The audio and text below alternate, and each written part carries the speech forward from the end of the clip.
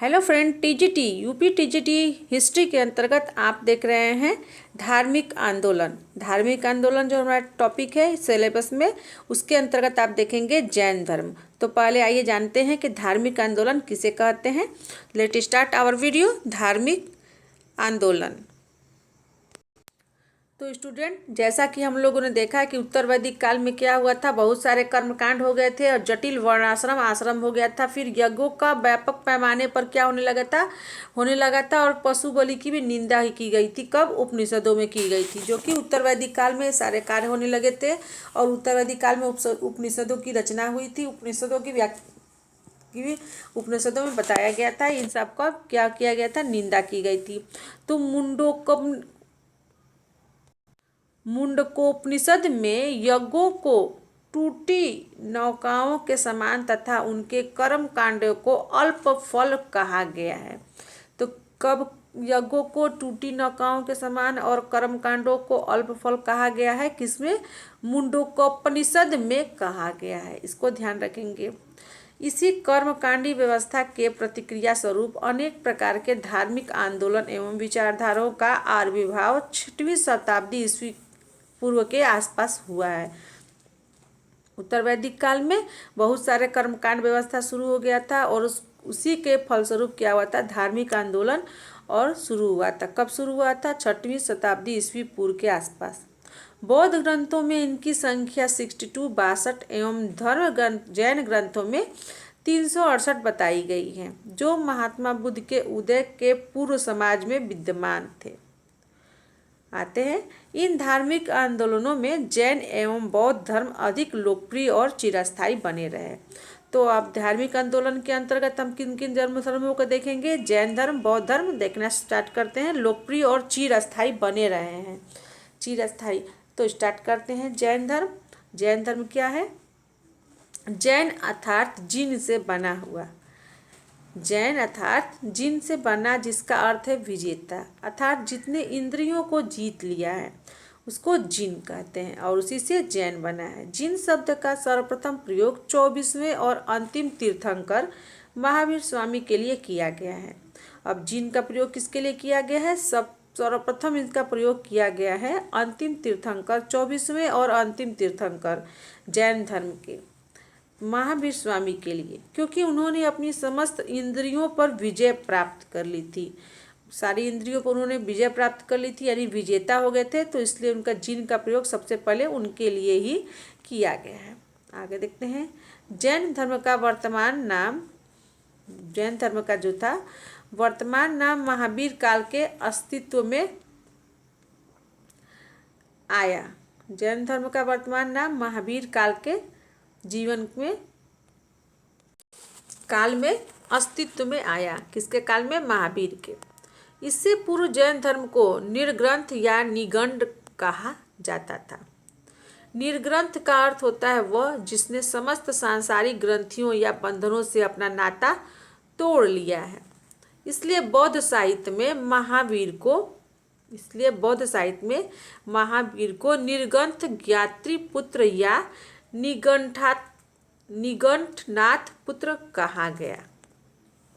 कर्म और अहिंसा के समर्थक होने के कारण जैन धर्म के प्रारंभ में बौद्ध धर्म की एक शाखा मात्र माना जाता था। जब जैन धर्म को प्रारंभ में क्या माना जाता था? तो बौद्ध धर्म की एक शाखा मात्र माना जाता था कि ये बौद्ध धर्म की एक शाखा है।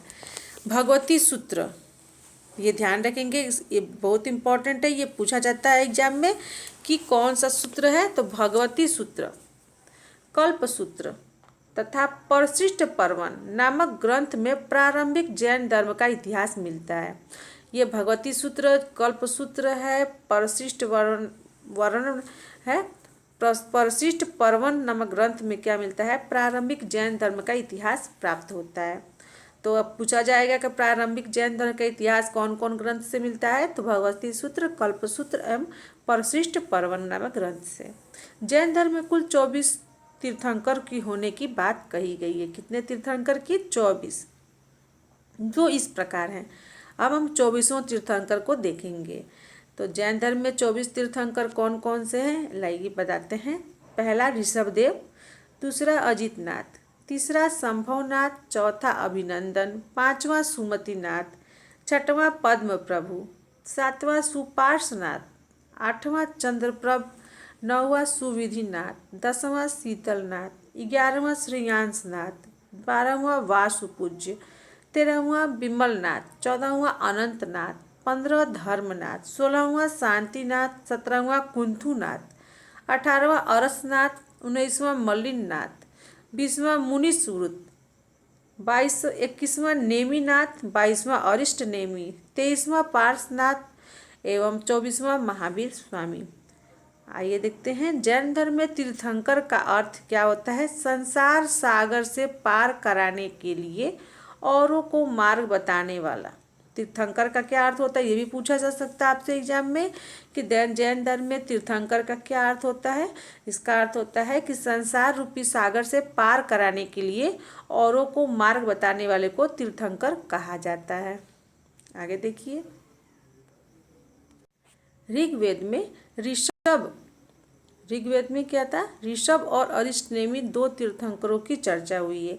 तो पूछा जा सकता है ऋग्वेद में किन तीर्थंकरों की चर्चा हुई है, तो ऋषभ और अरिष्ट नेमी। या फिर क्वेश्चन ऐसे भी आ सकता है टीजीटी में कि ऋषभ और अरिष्ट नेमी नामक तीर्थंकरों की चर्चा किस ग्रंथ में की गई है, तो ऋग्वेद में की गई है। इनका चिन्ह जो है सांड और हाथी है। ऋषभ देव का चिन्ह सांड है और अरिष्ट नेमी का चिन्ह हाथी है। इनका चिन्ह क्या है, सांड और हाथी। 22वें तीर्थंकर नेमिनाथ का प्रतीक जो है शंख है। 22वें तीर्थंकर नेमिनाथ का प्रतीक क्या है, तो शंख है। और 23वें तीर्थंकर पार्श्वनाथ का प्रतीक सांप है। और 24वें तीर्थंकर महावीर स्वामी का प्रतीक क्या है, तो वो है सिंह। तो ये याद रखेंगे कि 23वें पार्श्वनाथ जो थे उनका प्रतीक है सांप और 24वें का प्रतीक है सिंह जो कि महावीर स्वामी है। प्रारंभिक भागवत पुराण में ऋषभ देव को विष्णु का अवतार माना गया है। तो ऋषभ देव को किस पुराण में विष्णु का अवतार माना गया है, तो प्रारंभिक भागवत पुराण में। 22वें तीर्थंकर अरिष्ट नेमी को भी वासुदेव कृष्ण का भाई बताया गया है। दो जैन तीर्थंकरों पार्श्वनाथ एवं वर्धमान के अतिरिक्त परंपरा के में उल्लेखित से सभी तीर्थंकर पौराणिक है। यानी कि जो तीर्थंकर पार्श्वनाथ और वर्धमान के अतिरिक्त सारे जो हैं वो केवल क्या है, पौराणिक तीर्थंकर हैं। आइए हम देखते हैं ऋषभ देव के बारे में कुछ जानकारी प्राप्त करते हैं। जैन अनुश्रुति के अनुसार ये इक्ष्वाकु भूमि यानी अयोध्या में पैदा हुए थे। ऋषभ देव को जैन धर्म का संस्थापक, प्रवर्तक एवं पहले तीर्थंकर के रूप में जाना जाता है। इनकी मृत्यु अठवा यानी कैलाश पर्वत पर हुई थी। तो ऋषभ देव की मृत्यु कहाँ हुई थी, कैलाश पर्वत पर अठवाय में हुई थी। और ये संस्थापक थे, जैन धर्म के प्रवर्तक थे और पहले तीर्थंकर के रूप में इनको जाना जाता था। ये किस कुल में पैदा हुए थे, इक्ष्वाकु भूमि अयोध्या में ये पैदा हुए थे। किसके अनुसार, जैन अनुश्रुति के अनुसार। आइए अब देखते हैं पार्श्वनाथ के बारे में देखते हैं। जैन धर्म के 23वें एवं प्रथम ऐतिहासिक तीर्थंकर पार्श्वनाथ काशी नरेश अश्वसेन के पुत्र थे। 23वें तीर्थंकर जो थे वो किसके पुत्र थे, तो काशी नरेश अश्वसेन के पुत्र थे। इनकी माता का नाम वामा था। इन्होंने जैन धर्म को सुनियोजित और सुव्यवस्थित कर उनके ज्ञान एवं दर्शन के तत्व के वास्तविक प्रवर्तन का श्रेय प्राप्त किया। तो जैन धर्म को सुनियोजित और सुव्यवस्थित किसने किया था, तो ये किया था पार्श्वनाथ ने, जो कि 23वें तीर्थंकर थे। 30 वर्ष की अवस्था में पार्श्वनाथ ने घर का त्याग कर सम्मेद पर्वत पर कठोर तपस्या करके 84वें दिन कैवल्य की प्राप्ति की थी। कितने दिन, 84 दिन बाद इन्होंने कैवल्य की प्राप्ति की थी। किस पर्वत पर, सम्मेद पर्वत पर। इन्होंने करीब 70 वर्ष तक साकेत, राजगिरी, हस्तिनापुर, कौशाम्बी, श्रावस्ती में धर्म का प्रचार किया। पार्श्वनाथ को महावीर से करीब 250 वर्ष पूर्व यानी कि 100 वर्ष की आयु में निर्वाण प्राप्त हुआ था। कितने वर्ष की आयु में, 100 वर्ष की आयु में प्राप्त हुआ था। इनके अनुयायियों की संख्या करीब 16,000 श्रमणों एवं 38,000 श्रमणियों की थी। इसमें पुष्पचूला पार्श्वनाथ के भिक्षु संघ की अध्यक्षा थी। तो पुष्पचूला जो थी वो पार्श्वनाथ के जो भिक्षुणी संघ थी उसकी अध्यक्षता थी। इनके अनुयायियों को क्या निर्ग्रंथ कहा गया है? किसके अनुयायियों को? तो पार्श्वनाथ के अनुयायियों को निर्ग्रंथ कहा गया है। आगे देखते हैं। पार्श्वनाथ के प्रथम अनुयायी उनकी माता वामा और पत्नी जो थी प्रभावती थी। पार्श्वनाथ की प्रथम अनुयायी कौन कौन थी? उनकी पत्नी उनकी प्रभावती और उनकी माता वामा थी। पार्श्वनाथ ने 4 महाव्रतों का प्रतिपादन किया जो इस प्रकार थे: अहिंसा, सत्य, अपरिग्रह और असत्य। अस्तेय था, इनमें सर्वाधिक महत्व इन्होंने अहिंसा पर दिया था। पार्श्वनाथ ने काया क्लेश एवं तपश्चर्या से ही मोक्ष प्राप्ति की बात कही। इन्होंने भिक्षुओं को सफेद वस्त्र पहनने का आदेश दिया कि सारे भिक्षु जो है वो कौन सा वस्त्र पहनेंगे? सफेद वस्त्र पहनेंगे, श्वेत वस्त्र। केसी पार्श्वनाथ के प्रमुख समर्थकों में से था। पार्श्वनाथ के प्रमुख समर्थकों में से कौन था? तो केसी भी था। तो स्टूडेंट, इसी के साथ हमारा जैन धर्म जो हम लोग धार्मिक आंदोलन के अंतर्गत पढ़ रहे थे, उस जैन धर्म में हम लोग 2 तीर्थंकरों के बारे में पढ़ चुके हैं, पार्श्वनाथ और ऋषभदेव। तो नेक्स्ट हमारा जो टॉपिक है वो है महावीर स्वामी। महावीर स्वामी के बारे में हम भी जानकारी प्राप्त करेंगे, लेकिन ये अगले वीडियो में। अगर आप मेरे चैनल पर नए हैं तो प्लीज़ मेरे चैनल को लाइक शेयर सब्सक्राइब जरूर करिएगा और हाँ, कमेंट भी जरूर करिएगा, बेल आइकन भी दबा दीजिएगा। मिलते हैं नए वीडियो में, महावीर स्वामी के बारे में जानकारी प्राप्त करेंगे। तब तक के लिए आपका वीडियो देखने के लिए बहुत बहुत धन्यवाद।